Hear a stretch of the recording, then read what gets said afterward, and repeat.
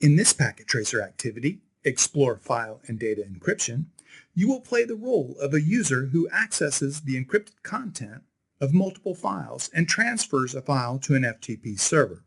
Then, in the role of another user, you will download the file from the FTP server and decrypt the file contents.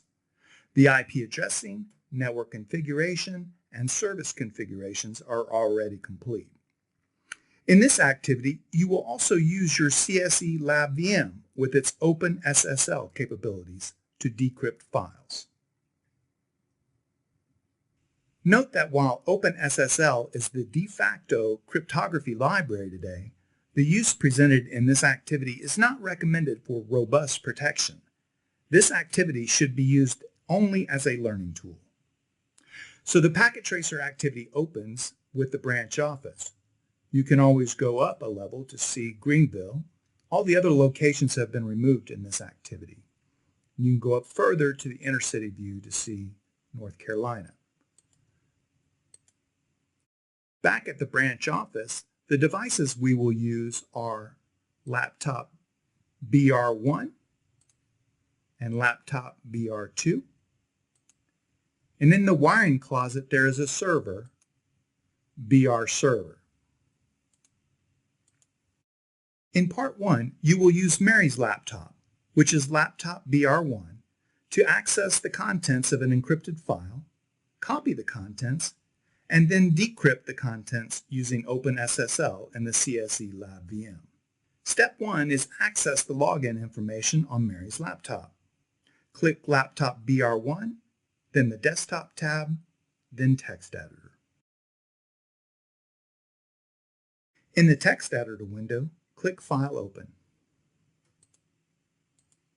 Click the document maryftplogin.txt and click OK. Step 2 is decrypt Mary's FTP account information.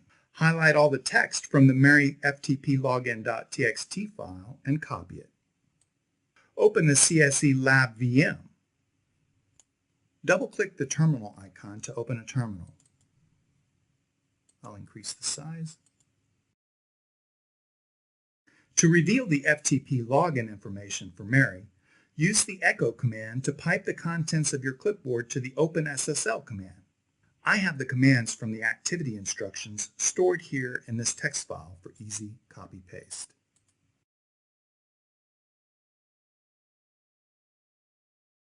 The AES-256-CBC option tells OpenSSL to use the advanced encryption system with a 256-bit key length and cipher block chaining. The PBK DF2 option enables password-based key derivation function 2, which applies a hash-based message authentication code, or HMAC, to the password along with a salt. The A option tells OpenSSL to encode the encrypted message using a different encoding method of base 64. The D option tells the application to decrypt the data. Enter the decryption password MaryFTP123. The content is decrypted and the output shows that the username is Mary and the password is Cisco321. In part 2, you will upload encrypted data to the FTP server, which is the BR server in the branch office wiring closet. Step 1 is view the confidential document on laptop BR1. Return to Mary's laptop and open the text editor if necessary, and then click File Open. Click the document Client Info.enc and click OK. Notice that the client information in this document is encrypted. Step 2 is connect to the BR server. Close the text editor window and then click Command Prompt. At the prompt, enter the FTP command followed by 10.0.3.30, which is the IP address of BR server. Use Mary's credentials that you decrypted earlier to authenticate, which we saw was Mary and Cisco321. Step 3 is upload a file to the FTP server. At the FTP prompt, enter the command dir to view the current files stored on the server. These are all iOS images for various Cisco switches and routers. Use the put command to upload the clientinfo.enc file to the server. And we can see that transfer is complete. Enter quit to end the FTP session. If threat actors were to capture the file transfer session, what would be in clear text? Well, the username and password for the FTP session were sent in clear text, but the contents of the document are encrypted. In a real-world scenario, you would use a secure file transfer application, such as SFTP or Secure Copy Protocol. Both of these protocols rely on a secure shell or SSH connection to encrypt all session traffic. If the server was remotely located, you might even use a virtual private network or VPN connection that would encrypt all traffic. In Part 3, you will use Bob's laptop, which is laptop BR2, to access the contents of the file Mary stored on the BR server to verify some customer information. Step 1 is access the login information on Bob's laptop. Click Laptop BR2 and then open the text editor. In the text editor window, click File, Open. Click the document bobftplogin.txt and click OK. Step 2 is decrypt Bob's FTP account information. Highlight all the text from the bobftplogin.txt file and copy it. Return to the terminal window in CSE Lab VM. Use the following command to decrypt the contents of the file and reveal the FTP login information for Bob. Enter the decryption password bobftp123. And we see that the username is Bob and the password is ninja123. In Part 4, you will download and decrypt the confidential data stored on the BR server. Step 1 is connect to the BR server. On Bob's laptop, close the text editor window and then click Command Prompt.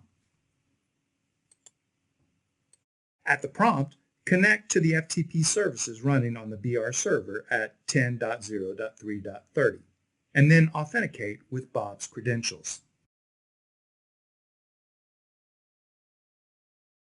Step 2 is download the file to Bob's PC. Enter the dir command to view the current files stored on the BR server and copy the name of the client information file. Use the get command to download the clientinfo.enc file from the server. Transfer is complete. Enter quit to end the FTP session.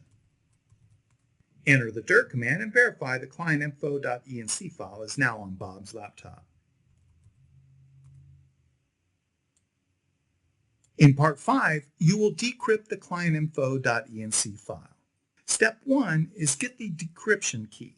Now that Bob has the file, he needs to decrypt it so that he can read it. Earlier, Mary sent Bob an email with the decryption key for the file. Use the email program to retrieve the encryption key for the clientinfo.enc file.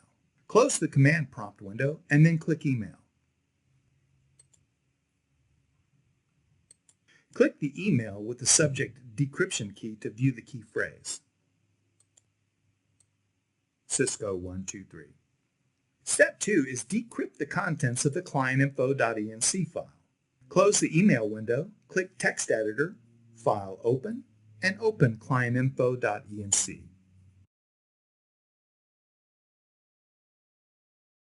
Highlight all the text in the clientinfo.enc file and copy it. Return to the CSE Lab VM. Click Menu and then click the text editor, Pluma, to open it.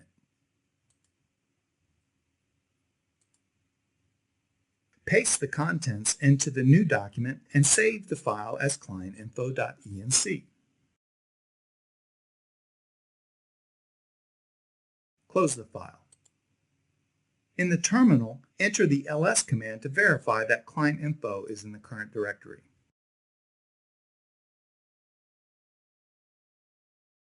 Use this command to decrypt clientinfo.enc.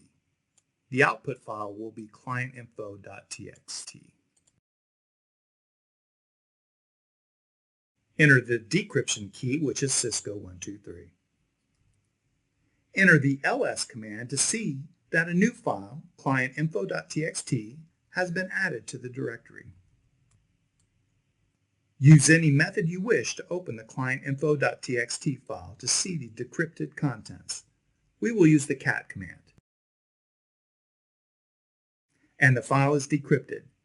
Now Bob can verify and, if necessary, edit information that might be in error. This concludes this packet tracer activity, Explore File and Data Encryption.